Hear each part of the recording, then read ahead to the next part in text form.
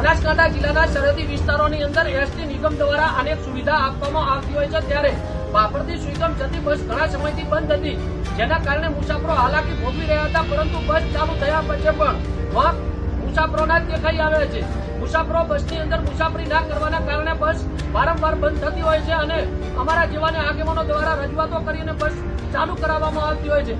મારી ખાસ નર્મ વિનંતી પેસેન્જરોને કે તમે બાપરથી સુઈગામ સુધી બસમાં બેસવાનું રાખો, નહીંતર આગામી દિવસો 6 થી 6:30 વાગે જે આ બસ અહીં આવે છે અને બસ જે રીતે ચાલે છે એ રીતે જો તમે બેસો તો બસ ચાલુ રહેશે, ને આગામી દિવસોની અંદર ચોમાસાની અંદર હાલાકી વેઠવાની આવશે।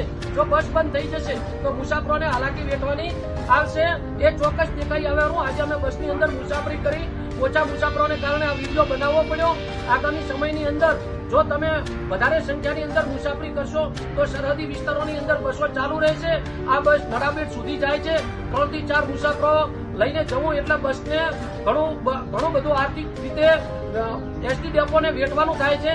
તો તમામ ને મારી નર્મ વિનંતી છે, બાપરથી અપડાઉન સુઈગામ સુધી કરતા હોય એ લોકોને મારી ખાસ વિનંતી કે 6 થી 6:30 વાગ્યાના સુમારે આ બસ ડેલી ભાભર આવે છે અને આ બસની અંદર બેસવાનું રાખો અને બસની મુસાફરી તમે કરશો તો આવતા દિવસોની અંદર એસટી નિગમ પણ બસ ચાલુ રાખશે। બનાસની અસ્મિતા સાથે બાબુભાઈ ચૌધરી, બાબર સુઈગામ, વાવથરા।